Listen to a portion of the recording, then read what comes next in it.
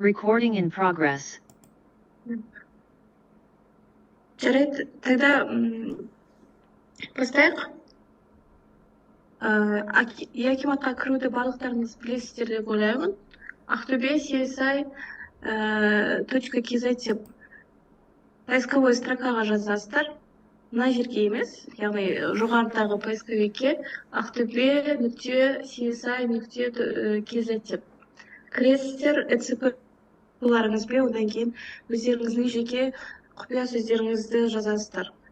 Енді бүгін мен бюджетное планирование көрсетемін. Бюджетное планирование бөліміне кіріп, бюджетные запросы бөліміне өтеміз. Осы жерден инфопанельді мне 3 сызықша арқылы жабамын. Сіздерде бюджетные запросы деген жерде ячейка бар. Осы ячейканы басып, штаттық кестеге өтейік. Штатное расписание деп аталады. Штаттық кестеге өткеннен кейін версия бөліміне өтеміз. Версия бөліміне, мысалы, штаттық кестеге өткен кезде сіздерде бірден өздеріңіздің Google-ларыңыздың коды шығады. Код және название, атауы.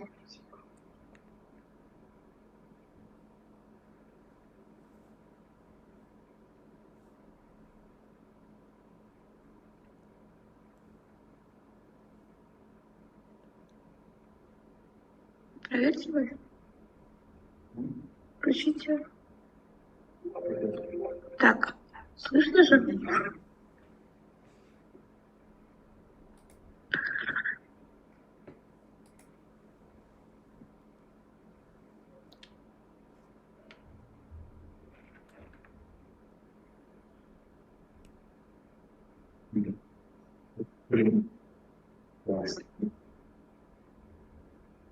Егер сізде ескірмей тұрса, ноутбугыңызды тексеріп жіберіңіз, мүмкін.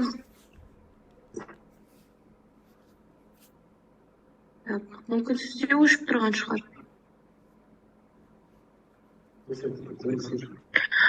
Жарайды, артистер, енді қараңыздар. Егер де сіздерде мына жерде код ештеңе болмаса, штаттық кестеге кірген кезде, осы жерде кликните для выбора ГУ деген текст бар.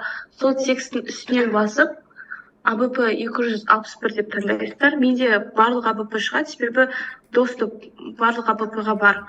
Ал енді сіздер өздеріңіздің АБП-ңызды таңдаған кезде өзіңіздің неше ГУ-да жұмыс жасайсыздар, сонша ГУ шығады. Қанша ГУ-ға доступыңыз бар, сонша ГУ список бойынша шығады. Егер тек қана өзіңіздің мектебіңіз бар болса, сол мектебіңіздің үстінен басу керек.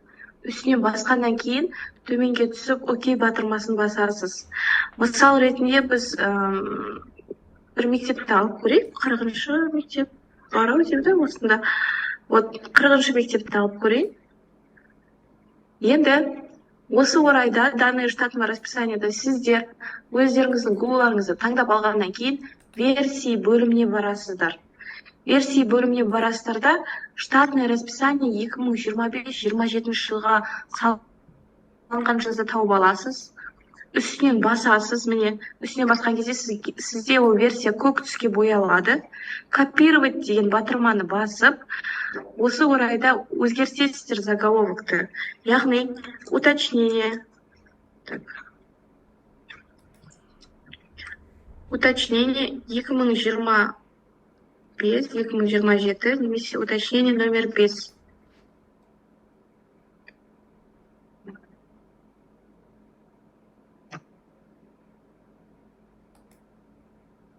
Немен заголовок өзгерттім, окей батырмасын бастым. Енді осы версия деген жерде штаттық кесте 2025-27 үстінен уточнение номер 5 шығады. Данное штатное расписание деген вкладкаге қайта ораламын. Мына жерде кликните для выбора версии деп тұрады, немесе сізде оның алдында версия таңдалған болса, версияңыздың атауы жазылады. Сол атаудың үстіне, немесе на текстің үстіне басасыздар. Уточнение номер 5 2025-27 жылдарға таңдап аласыздар. Көк түске боялады. Окей батырмасын басасыз. Одан кейін кликните для выбора отдела ГУ деген текстің үстін басып, өзіңіздің отделіңізді таңдайсыз. Мысалы, уточнение без кезінде сізде қандай өзгеріс болды? Бір отделға жаңадан адам келді. Сол себепті сіздер сессия маслихаты бойынша ақша сұрадыңыздар, иә? Егер солай болатын болса, қосу керек. Мысалы, техперсоналды таңдап алайық. Техперсоналға адам келді дерлік. Мен добавить батырмасын басып, аты жөнін жазамын, должность қоямын. Мысалы ретінде, техперсонал бірінші разряд қояйын. Бірінші разряд қоямын, аты жөнін жазамын. Так, просто открыть Дамир Дизайн. Дамир Б. И осы жерде техперсонал бізде разряд болғандықтан решение комиссии дата қоймайсыздар, дата приемын на службу қоясыздар. Қай кезде приняли? Там декабрьдің 1-іне мысалы, иә? Енді дата начала работы дегенді қою керек болады. Ол кезде сіз қанша айға санау керек? Егер техперсоналыңыз 1 декабрь келді ма, бір айға зарплатасын санау керек болатын болса, дата начала работы декабрьді қойсаңыз, бір айға ғана зарплатасын санап береді. То есть зарплатасын 12 айға көбейтпейді. Егер мынаны қоймасаңыздар, 12 айға көбейтеді. Сохранить етесіз. Дамир Б. Техперсонал. Егер де қандай да бір доплаталар бар болатын болса, мына жерде бос орынды басуға болады. Дамир Б-ның астында.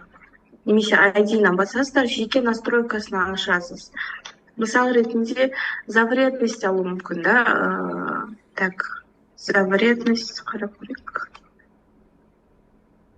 Оплата.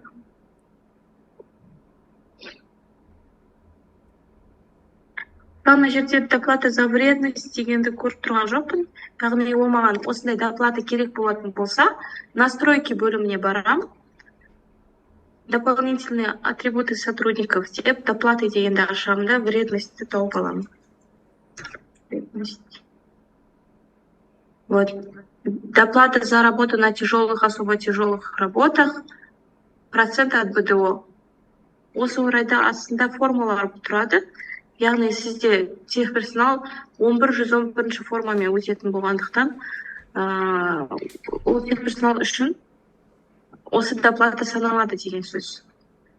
Төменге түсіп сақтап аламын. Қайтадан данные штатного расписанияға өтіп, Дамир Б-ді тауып, ID-ін басып, осы вредность үшін доплатасын қоямын. Мысалы, БДО-дан 30% алады. 3 нүктен басып сақтаймын. Осы жерде сіздер 3 нүктен басып досьесін ашып аласыздар. Досьесін ашып алғаннан кейін, мына жерде көбісіңізде бюджетный программа тұруы мүмкін. Өйткені сіздерде бюджетный программа тұрады. 082-203 программа бойынша сіздерде 2 программа бар. Бір учрежденияларда бір программадан ғана.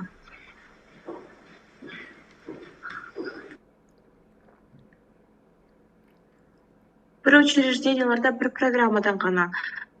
Сол үшін бюджетный программаны егерде толық зарплатасы көргіңіз келетін болса, мына жерде бірінші программаның жоғарғысында бос жер бар, осыны басып алсаңыздар, толық 203-тің және 82-ші программалардың қосындысын көрсетеді. Ал егер 203 күн бөлек қараймын, 82 күн бөлек қарайтын болсаңыздар, мына жерден жеке-жеке таңдап аласыздар. Осы орайда доход месяц деген жерді ашамын. Сумма оклада 99 мың болып тұр. Жаңда мен қосқан доплата за работу на тяжелых вредность үшін қосқан 5309 теңге 30% БДО саналып тұр. Сонымен 104 мың теңге сумма дохода в месяц болып тұр. Яғни менің оның алдында шығып тұрған, сводта көрсетіліп тұрған 11-111 мың үстіне осы 104 мың теңге қосылады. Тек қана бір айға ғана санайды. Оны мына жерде досьеде тоже жазылып тұрады. Так. Вот доход год дегенді ашсаңыз.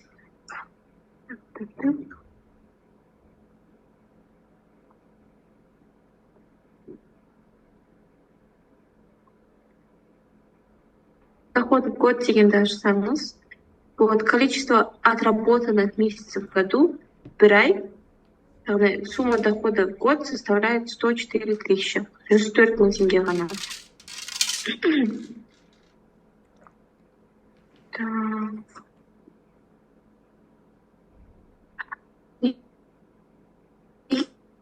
Егер шығып кеткендер бар болатын болса, яғни сессия маслихаты бойынша мен шыққандарды шығарып жіберіңіз деп өшіріп тастаңыздар деп айтып жатқан жоқпын. Сессия маслихаты бойынша жаңадан сізге адам келді, сол адамның зарплатасын қосып көрсету керек. Сол кезде ғана қосасыздар. Ал егер жаңағы сол кетіп қалған адам айдың ортасында кетіп қалды, жылдың ортасында кетіп қалды, сол себепті 111-ден сессия маслихаты бойынша азайтып тастады оның зарплатасын. Сол кезде өшіріп тастауға болады. Ол кезде дата окончания работы көрсетесіздер. Өшірмейсіздер. Дата окончания работы июнь айында кетіп қалды ма, июль айында кетіп қалды ма, қай айда кетті, соны көрсету керек. На кісіде мен мысалы дата начала работы көрсеттім. Вот осы айда келді деп. Ал егер кеткен адамдарды осы айда кетті деп көрсетесіздер. Одан кейін ол 2026-27 жылдарға санамайды оның зарплатасын. Тек қана 25-ке санайды.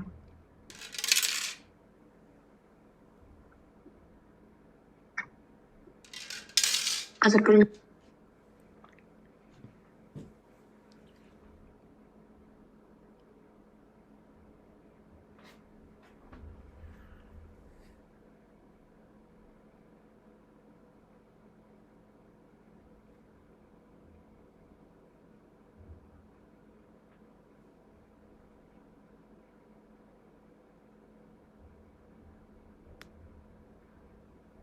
Жылдың соңына дейін кірген адамдарды енгізіп шығамыз ба деп жазыпсыз. Егер де сізде өзгеріс бар болатын болса, 111-де оны көрсету керек болатын болса, яғни маслихат бойынша сізге қосылды, сіз 4.20 бойынша көрсетпейсіз ғой.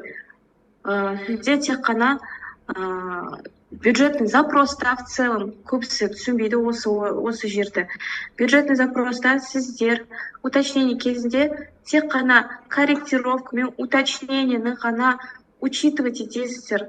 Сіз внутренний справкаларыңызды, передвижкаларыңызды мүлдем көрсетпейсіздер. Спецификаға айдан айға ауыстырғандарыңыз керек емес. Тек қана уточнение мен корректировканы ғана көрсетесіздер.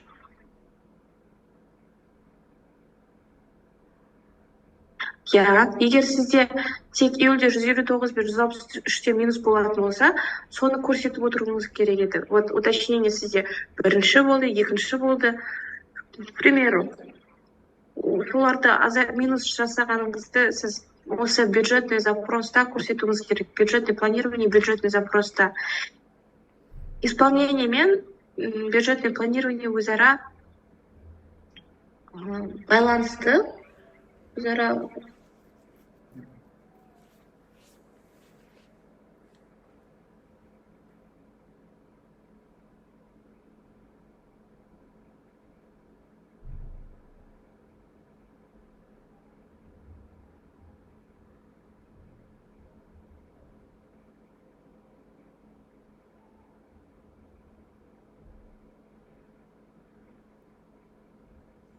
Так, әріптестер, сұрақтарыңызға соңынан жауап беремін.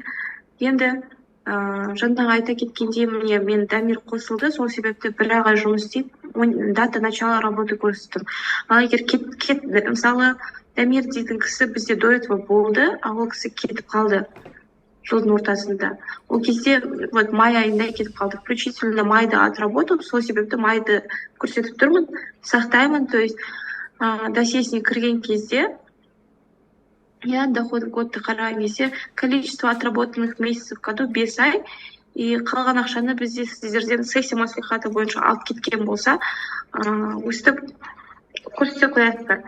Енді, мысалы, ешкім шықпай, ешкім келмей-ақ 111-ден суммаңызды азайтып тастаған кездер болады. Ол кезде сіздер тоже осы дата начала работы мен дата окончания работы арқылы регулировать етсеңіздер болады. Бірақ лучше дата начала работы қойыңыз. Там, например, өзіңіз санайсыз ғой енді. Маған примерно 300-400 мың алып тастау керек. 300-400 мыңды алып тастау, это вот примерно 4 айыңызды алып тастайсыз бір сотруднигіңізден. Яғни дата начала работы там апрель айын қойыңызға болады 2025-ін, чтобы азайту үшін, чтобы 111-іңіз аз болу үшін. Осы жерде қоясыз да, сохранить етесіз. То есть сіздің налогыңыз да азаяды, в принципе. То есть сіз қанша алдағы 4 айды санамайды да налогқа. Осы апрельден бастап ма, апрель айынан бастап налог санайды. Енді налогты өзгерту керек деген сұрақтар көп болып жатады. Налогты өзгерту керек деген сұрақтар көп болып жатады. Әріптестер, бізде системада налог өзгертуге болмайды. Сіздер, яғни 111-іңізді барынша өзгерте аласыздар. Сол 111-іңізді өзгерткендеріңізден сіздерге налог санап береді система өзі автоматты түрде. Ол налогты өзгертуге мүмкіндік жоқ.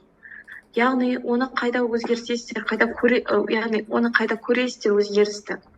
Отчеты бөліміне өтесіздер, мында сіз данные штатного расписанияда барлық өзгерістеріңізді енгіздіңіздер. 111-леріңізді примерно келтіріп алдыңыздар өздеріңізге керек суммаға. Енді отчеты бөліміне барасыздар, перечень отчетов дегенді басасыздар. 2025 жылды таңдап аласыздар. Міне мына жерде сізде версия бюджеті деген автоматты түрде актуальный көрсетіліп тұрады негізі. Вот актуальный дегенді таңдап алдыңыздар, выбрать етесіздер, и осы жерде фильтр сформировать деген батырманы басып, егер де Excel вариантты барлық штат кестеңізді шығарып алғыңыз келсе, отчеты штатного расписания деген жерге барасыздар да, шығарып аласыздар. Тарификационный список, штатное расписание. Бюджетный программаны көрсету не обязательно. Егер сіз көрсетіп қойсаңыз, бір программаны, мына жерде крестик бар, осы арқылы өшіріп тастап, скачать етіп алсаңыздар болады штаттық кестемен тарификационный списокты Excel вариантта. Ал егер де сізге сводқа дайын отчетыңызды жіберу керек болатын болса, отчеты по формам деген жерде бюджетный программаңызды таңдайсыздар ол кезде. Мысалы, мен 203-ті таңдаймын. 203-015, специфика 111. Енді осы жерде дұрыстап қарап алыңыздар. Форма сіздерде отдел управления образования. Вообще барлықтарыңыз мектепке қатыстарыңыз бар болғандықтан образованияға 04-111 деген форманы таңдайсыздар. Сформировать деген батырманы басасыз. Бұл сізде тек қана гражданские служащие, яғни бұл сізде мұғалімдер, директорлар, администрация, управленческий персоналдар. Ал енді сіздерде одан бөлек техперсонал бар. Техперсонал үшін форма бөлек, яғни разрядтар үшін 1-ші разряд пен 7-ші разряд аралығындағы сіздердің сотрудниктеріңіз 11-111 формамен өтеді. 11-111. Осы жерде таңдап алып, сформировать етесіздер. Яғни, осы екі отчетіңіз сізде, мына жерде көрсете қояйын. Осы екі отчетіңіз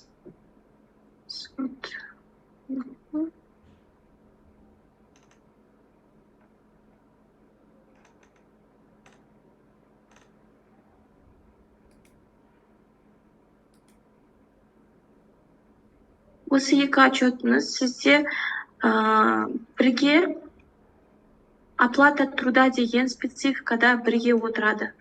Яғни, мұнда мысалы тек қана 04-111-ді жіберіпті.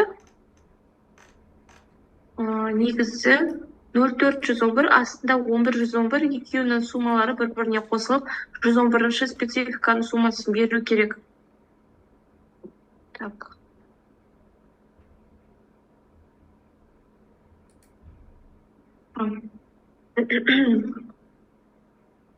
Міне мысалы мен отчетқа кіріп тексерім келетін болса, отчеттің үстінен 2 рет басамын. соңына дейін апарамын. Менде соңында осындай столбец бар, итог основной заработной платы в год деген. Осы жерде заработная плата в год көрсетіліп тұрады.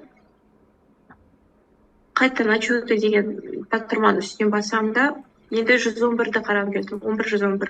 Бұл жерде көріп тұрсыздар ма? 3-ші, 4-ші, 1-ші, 2-ші разряд. Квалификационный разряд деп жазылып тұр. Жылжытып, итог заработной платы в год қараймын. Егер де мен осы отчеттарды жібергім келетін болса, мына жерде галочкаларды басамын да, отправить свод деп басамын. Выбрать все, окей батырмасын басамын. Қазір енді жібермей қояйын. Енді сіздерде осы 111-лерден, 203-ші программа бойынша 111-леріңізден әрі қарай налогтар саналады автоматты түрде. Сіздер 113-ті өзгерте аласыздар, ал қалған налогтарды өзгерте алмайсыздар. Мысалы 116-ті өзгертіп азайтуға болады, егер де сіздерде болады, көбісілеріңіз қоймайсыздар. 116-шы налогты түсіндіріп өтейін. Дополнительные атрибуты деген жерде сіздерде дополнительный признак бар. Осы жерде сотрудники, не подлежащие к исчислению ОПВР дейтін галочка бар, яғни признак. Осыны қойып алуларыңыз керек, және де пенсионеры по возрасту, по выслуге лет. Егер сіздерде инвалидтер бар болатын болса, многодетный аналар, яғни көп балалы аналар, именно алтын алқа, күміс алқа ордені барлар. Қалғандар керек емес, 4 баладан жоғары деген. Тек именно ордені бар аналарға осы признакты қою керек. Егер де инвалидтер бар болатын болса, бессрочный, яғни справка бір рет өткізеді, одан кейін өткізбейді.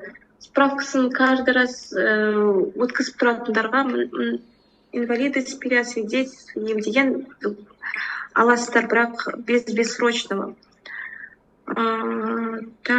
Беременные, военнослужащие, осылардың барлық, осы тұрғышы жердегі барлық признактар сіздердің налогтарыңызға влиять етеді.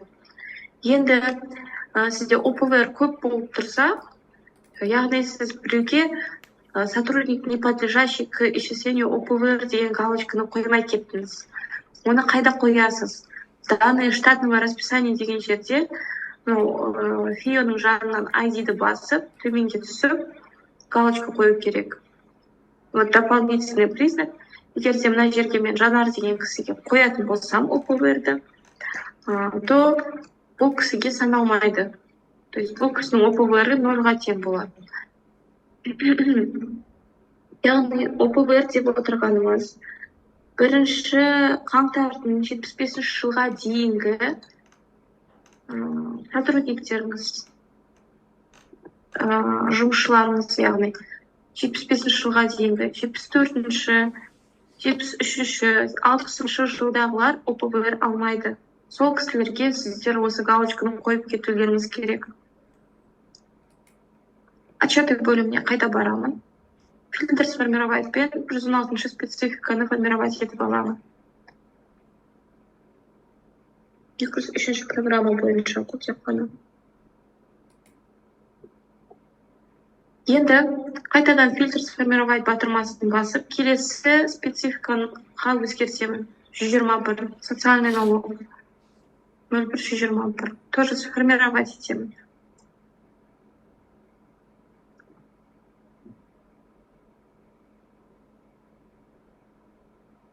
Келесі специфика 122.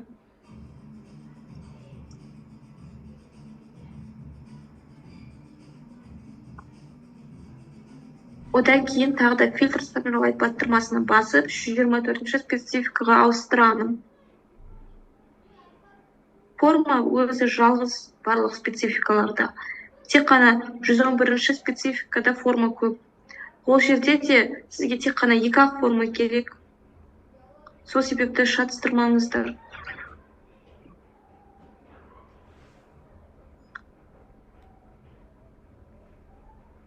Енді барлық отчеттарымды сформировать тұрғаннан кейін көбісі осы жерде бітеді деп ойлайды. Сіздер әрі қарай сводқа жіберулеріңіз керек. Свод дегеніміз мына жер, свод погу. Осы жерге сізге барлық суммаларыңыз түсіп тұру керек. Сіздер көбілеріңіз жібермейсіздер. Оны жіберу үшін міне галочкаларды басасыз. Отправить свод батырмасын басасыз. Енді қазір мен баспай қояйын. Себебі 40-шы мектепке көрсетіп отырмын ғой. Олардың суммалары өзгеріп кетпес үшін. Сіздер жіберген кезде мына жерде қалай білесіздер жібергендеріңізді. Сізге сообщение шығады мына жерге. Жасыл сообщение отправлено в свод деп. Одан кейін дата и время отправки в свод шығады. Қазір мына жер бос тұр. Дата и время создания секілді дәл осы жерге қай уақытта сводқа жібергеніңіз көрініп тұрады. Енді осы жерде сіздер спецификаларыңызға, отчеттарыңызға кіріп, қанша шыққанын қарап алсаңыздар болады. Например, 124 менде болады, 13 мың шығып тұр. 122-20 миллион шығып тұр дегендей. Так. Штаттық кесте бойынша осы.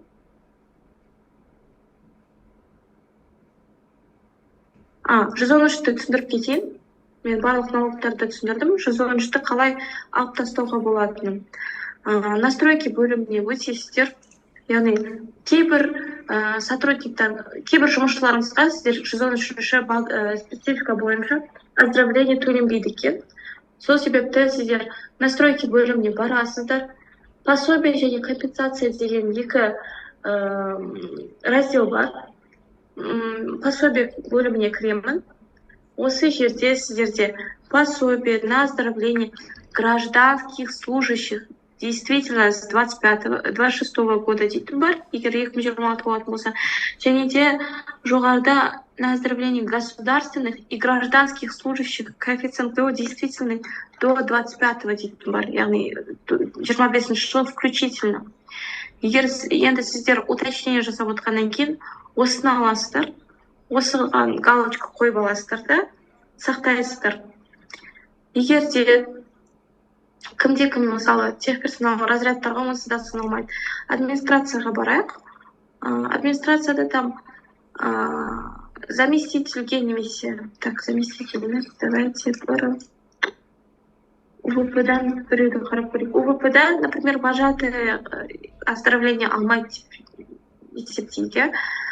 Ол кезде біз осы вожатыйның жанында ID-ін басып, төменірек түсемізде пособиесін тауып аламыз. Пособие на оздоровление. Осы жерге сіз 0,001 деп қойсаңыздар, жоғары көтерілсеңіздер, 3 нүктені басып сақтасаңыздар, жасыл жанып тұр ғой, сол себепті сақтау керек. Мысалы, вожатыйға 113-ші специфика саналмайды, яғни оздоровление берілмейді. Осылайнан алып тастауларыңызға болады, 113-ті азайтып тастауларыңызға. Қазір 149, 159, 163 форма расчетов көрсетемін. Енді сіздерде штаттық кесте бойынша сұрақтар бар ма?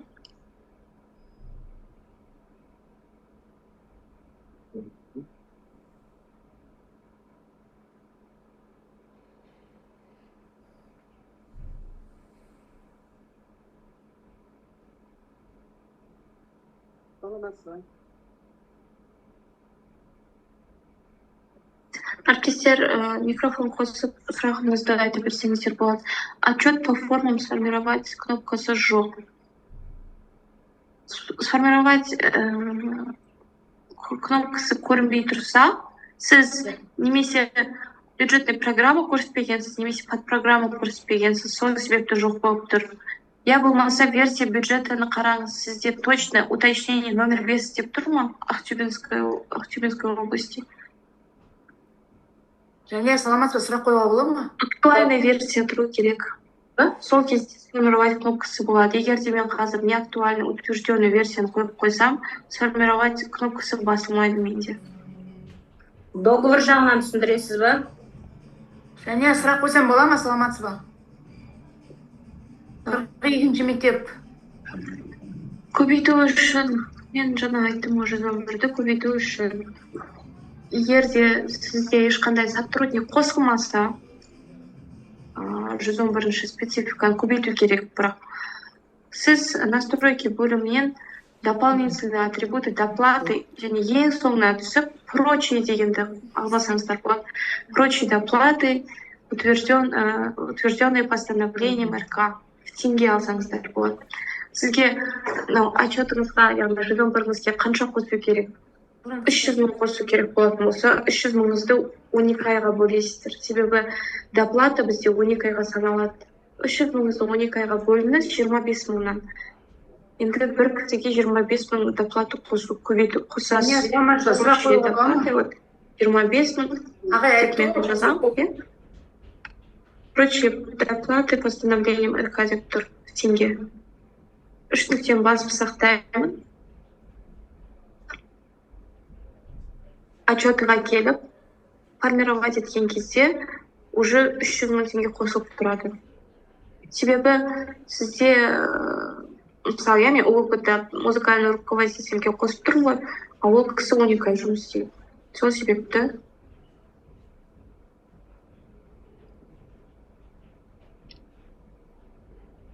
Сол себепті мен 12 айға бөлемін 300 мың доплатымды. Яғни 300 мыңға көбейтіп жатқанымды. Ал егер де азайту керек болатын болса, жаңағыдай дата начала работы мен азайтасыздар. Көбейтетін кезде немесе адам қосасыздар, егер қосылған болатын болса. Ал жоқ, ешқандай адам келмеді, тек қана көбейту керек болды десеңіздер, ол кезде прочие доплаты арқылы регулировать етуге болады. Содан кейін осынша ақша берілді деп айтасыздар. Сіздерде не үшін берілді? Может, бір доплата үшін берілді ма? Может, оны бір адамға емес, бірнеше адамға қою керек шығар.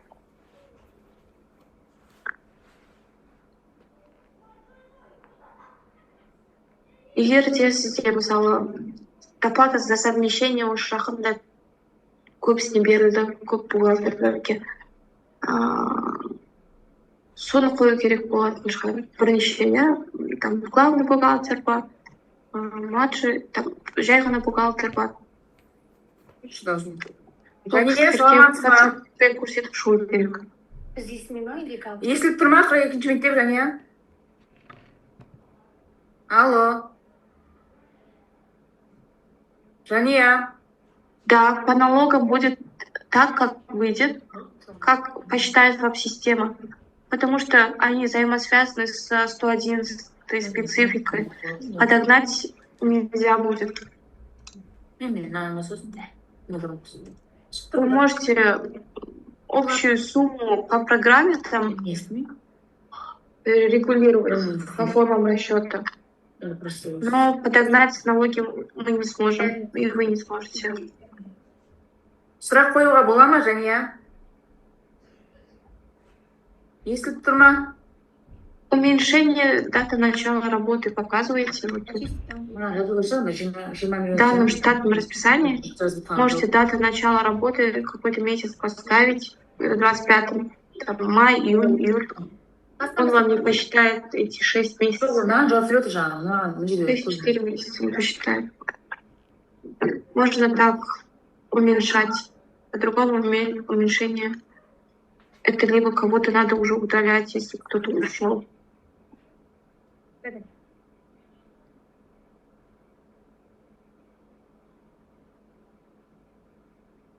Мен дауысым естімейді оны. Мына жерде звук шығып тұр, мен сөйлегенім, қарашы. Может, ол жақтан өздерінен открутить ко всем деген шығар. Солай емес пе екен? Егер ақша артық болып алып кетсе, қай мысалы доплаталарын өшірулеріңізге болады. Ол артық ақша неден артық? Может, біреуге көбірек доплата беріп қойған шығарсыз сіз. Өйткені сізде тоже прогноз кезінде барлық доплаталарыңызды көрсетесіздер ғой, мынау примерно осы доплата болу керек. Ал осы жылы 2025-те ол доплата болмай қалды. Яғни сол доплатаны алып тастасаңыз болады. Немесе жаңа мен айтқандай дата начала работы қоясыздар ол кезде. Егер де 25.500 алып кетсе, ол по-любому доплата. Жмите. Бізде естімейді, бірақ жазады сообщение. Әріптестер, егер де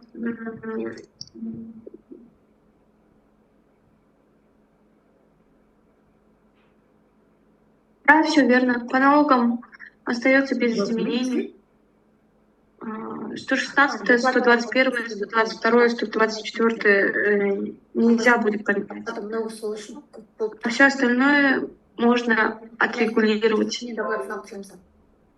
Енді мына жерде мына сұраққа жауап беріп кетейін, көрсетіп кетейін. Саламатсыз ба, жаңа адам келгенде жоқ, шыққанда жоқ, бірақ ақша артық болып алып кетті десем. Содан кейін мына жерде артық ақша 25.500 ғана алып кетті. Енді қараңыздар, егер де сізде 25.500 ғана алып кететін болса, сіз отчетыға кіресіздер, сіз формировать еттіңіз ғой 0411-ден, 1111-ден. Қай жерде 25.500-ға? Мысалы, мен техперсоналға кірдім. От общей суммы 25.500 алып кетіп тұр. 25.500-ыңызды 12 айға бөліңіз. Ол сізде примерно аймай қанша? 25.500 12 айға бөлем, 2125 теңге. 2 миллион бір Ол деген сіз бір адамнан алып тастайсыз. Мысалы, техперсоналда, мен жаңа Дамирға кірейін, Дамир Б деп салдым ғой. Техперсоналда сіз 30% вредность бердіңіздер. 30% емес, уже пайызны кішкене азайту керек болады. 30% вредность емес, это 5309 теңге. Так, 5309 теңге ма? Сізде 3184 теңге қалу керек на жерде. Маған ешқандай 70-80 миллион болады, е? Мен саған не қырып, не 200 болып кетеді. Яғни бұл уже 30% емес, 17% болып өзгереді. Сол кезде 17% болып өзгеріп сіз сақтайсыз ғой. 17% болып өзгеріп сақтадыңыз, отчетыға барып жібердіңіз. 30%-дан 17-ге азайттыңыз, то есть. Отчетыға барып формировать еттіңіз 111-іңізді. Сізде уже 25.500 теңгеге азырақ санайтын система. Осы жер түсінікті ме? Яғни, вот 69.684 теңге ғана санап тұр. Азырақ.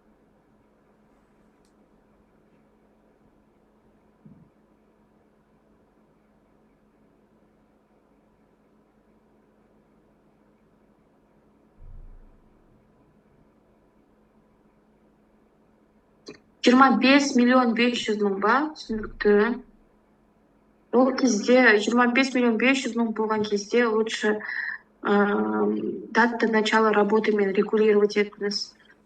Ол кезде декабрьді қойыңыз. Мысалы, бірнеше адамға, 2025 жылдың декабрь. Себебі бұл уже қомақты сума. Бірнеше адамға декабрь айын көрсетіп, сақтаңызда формировать етіңіз. Сақтайсыз ғой. Содан кейін отчеты бөліміне фильтр формировать етесіз. 25.500. Яғни сізде ставка ештеңе өзгермейді. Тек қана азырақ айға көбейтеді.